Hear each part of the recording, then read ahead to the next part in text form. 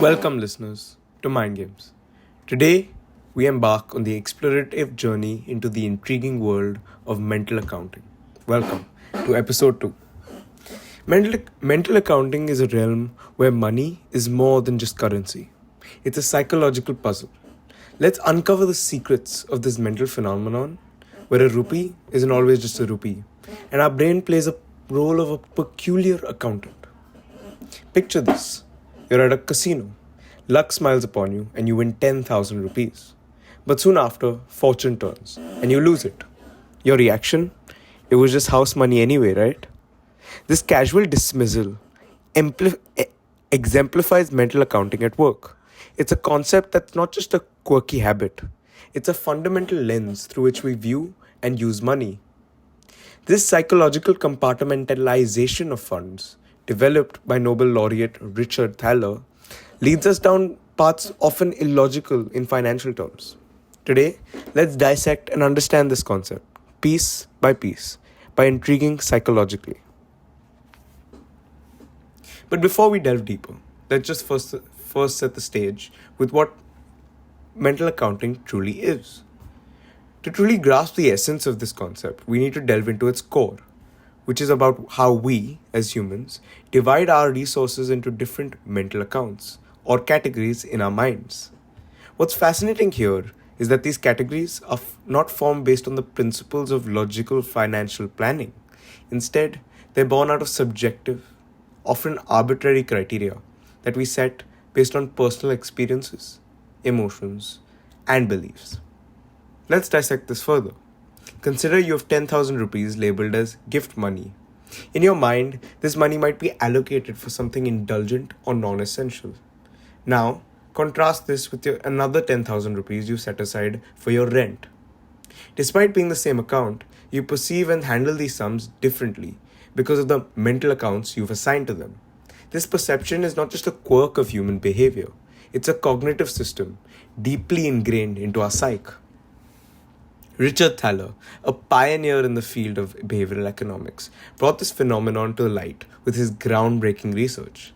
He showed that such mental categorization of money often leads to financial behaviors that are inconsistent and at times illogical. Why, you might ask? Because this mental categorization divorces the value of money from its actual purchasing power. In the realm of mental accounting, not all money is created equal. Let's explore this with a practical example. Imagine you receive 5,000 rupees rebate from an electronics store. This money might go straight into your fun spending mental account. You might use it to buy something you've been eyeing, like a new set of headphones. But what if that $5,000 rupees was part of your salary? Chances are you might allocate it to something more practical, like groceries or savings. Yet in reality, it's the same 5,000 rupees. It's worth the same exact thing. The source of the money influences how you categorize and consequently spend it. Thaler's research digs deeper into this. He found that such compartmentalization extends beyond just spending habit. It significantly influences how we perceive and treat profits, losses, windfalls, and debts. For instance, consider a windfall gain, like winning a small lottery or receiving an unexpected bonus. Often we treat this found money differently than our regular income. We're more likely to splurge it on luxury items or experiences, perceiving it as a bonus or a gift, rather than integrating it into our regular financial planning. On the flip side, let's talk about losses. The way we mentally account for losses can lead to what's known as the sunk cost fallacy. This is where we continue investing in a losing proposition simply because we've already invested resources into it, whether it's money, time, or effort. Our mental account labels these investments as too significant to abandon, often leading us down a path of continued losses, contrary to logical financial decision making.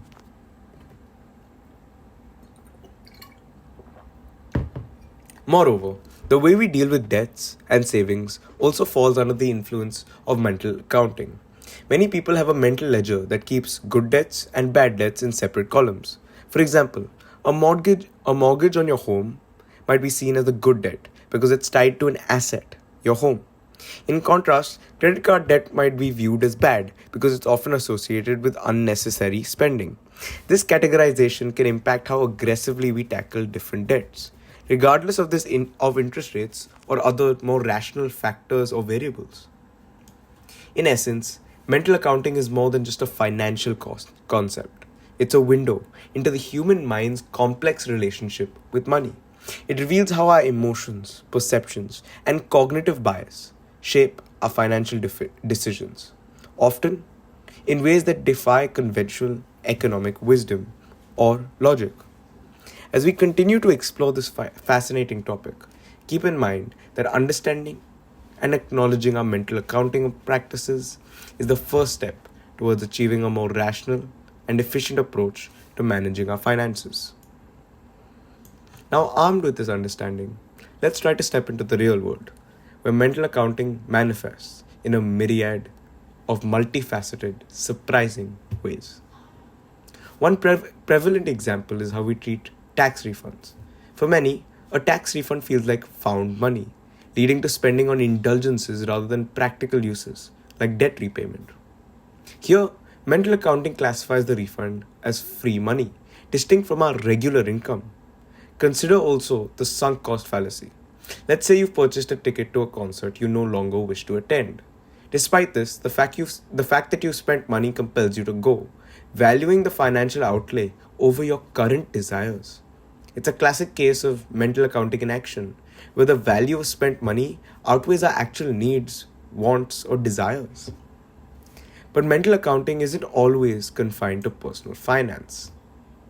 It plays a significant role in broader economic behaviors and policies. For instance, consider the allocation of funds during the COVID-19 pandemic. Governments worldwide earmark specific funds for small businesses, healthcare, and stimulus checks, showcasing mental accounting on a macroeconomic level. These labels influence both the public perception and the utilization of these funds. Historical events like the dot-com bubble also provide insight. Investors mentally categorize tech stocks under the new economy, justifying their overly inflated prices while disregarding traditional valuation metrics, which led to a huge bubble and a subsequent crash. These patterns extend even to charitable giving and non-profit funding. Organizations often earmark donations for specific causes, influencing donors' willingness to give.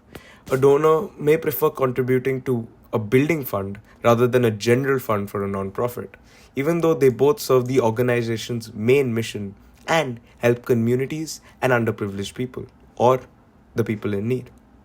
Given these diverse examples, one must ponder: how can we recognize, manage, or even leverage mental accounting for better financial health and decision making?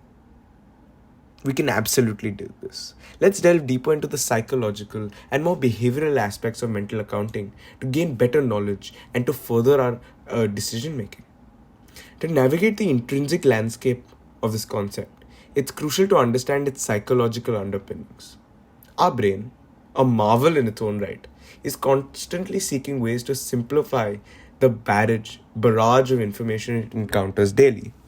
One of its most efficient tools for doing this is the use of heuristics or mental shortcuts, which we explored in our first episode.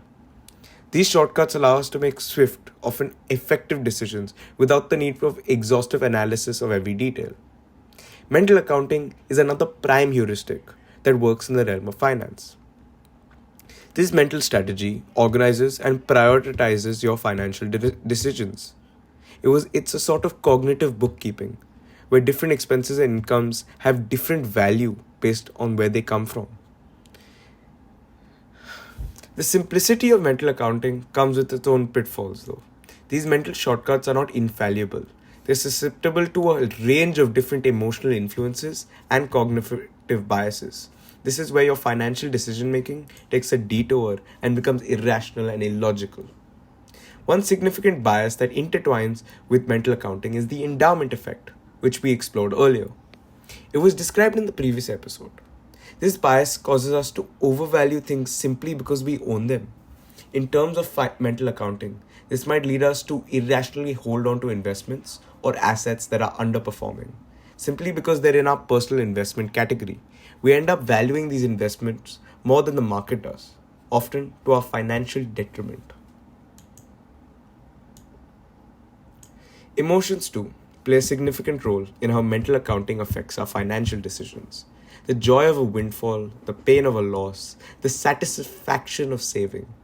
These emotional responses can skew our perception of value and lead to decisions that might not align with our long term financial goals.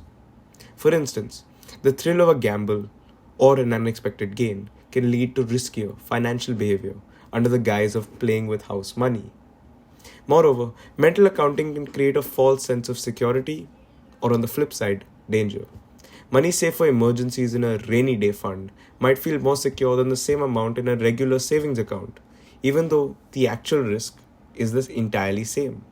Conversely, debt in a category deemed manageable might not elicit the concern it deserves, leading to complacency in paying it off. Understanding these psychological and behavioral facets and parts of mental accounting is vital. It allows us to recognize when we're relying too heavily on these mental shortcuts and to adjust our thinking accordingly. By being aware of the biases and emotional influences at play, we can strive to make more balanced and rational financial decisions. This awareness is a powerful tool in our financial toolkit, and I hope it helps here.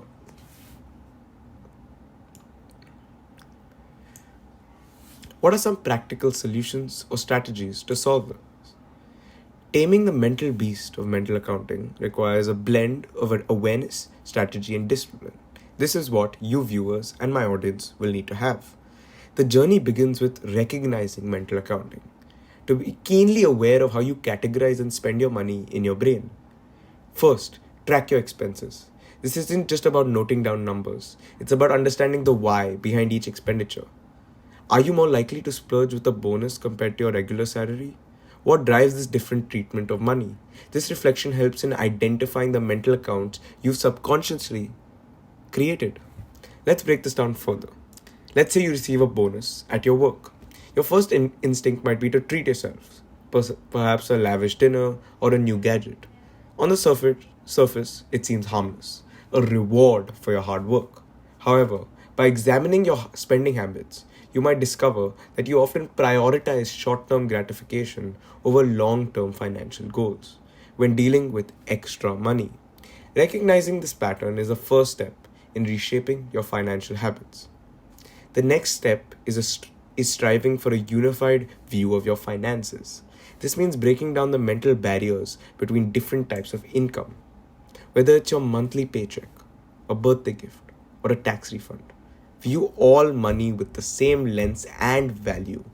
This unified perspective encourages a more balanced approach to spending and saving. This was developed by acclaimed professor and researcher Richard Thaler in Mental Accounting Matters, published in the Journal of Behavioral Decision in 2000. Thaler details and expands on this solution in the article and paper. Now, but how do you practically achieve this unified view? Technology offers some powerful tools. In this new age, budgeting apps and financial software can be incredibly effective in integrating these mental accounts into a single financial strategy. These tools often allow you to set budgets, track spending across various categories, and even project future savings. They transform abstract concepts into tangible numbers and charts, making it easier to see and visualize your finances in a holistic manner rather than in fragmented segments. Now, let's talk about automation, another potent strategy in combating mental accounting, or the detriments of the same. By automating your savings and debt repayments, you remove the temptation or bias to treat different types of money differently. Set up automatic transfers to your savings account each time you receive your salary. Automate your bill payments and debt repayments. This not only ensures timely payments, but also reduces the mental load of having to make these decisions monthly. You are essentially programming your financial habits, reinforcing a consistent and positive approach to managing all your income. Automation was coined as a solution by Tversky and Kahneman, key pioneers in the field of neo-behavioral economics.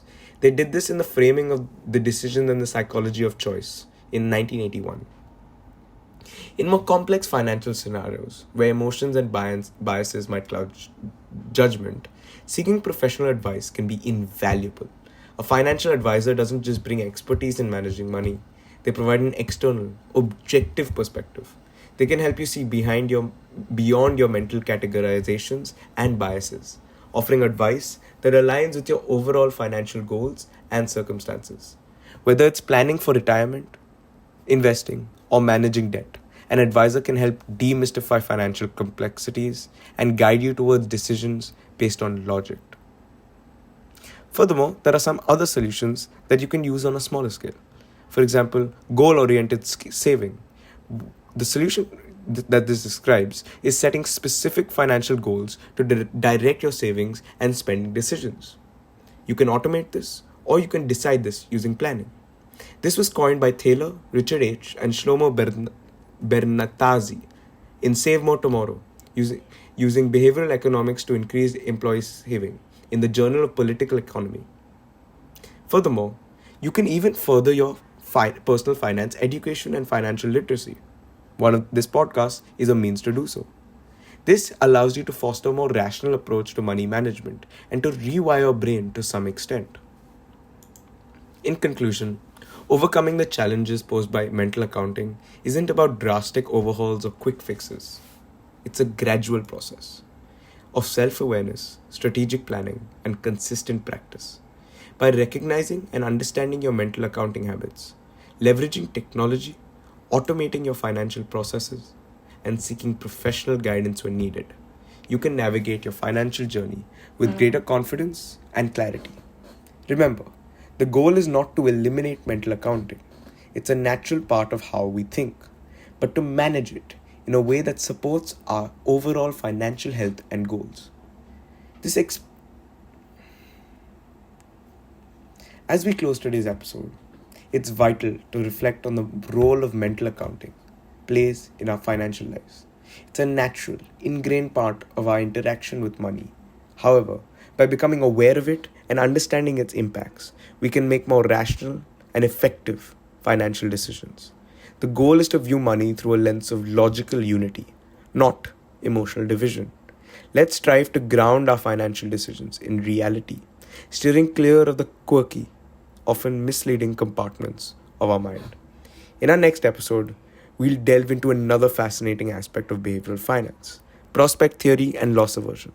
Until then, keep questioning, keep learning, and let's navigate the financial landscape with informed minds and clear strategies. Thank you for joining me on this episode of Mind Games. Here's to making smarter financial choices together. Thank you, and come back for the next episode. Thank you.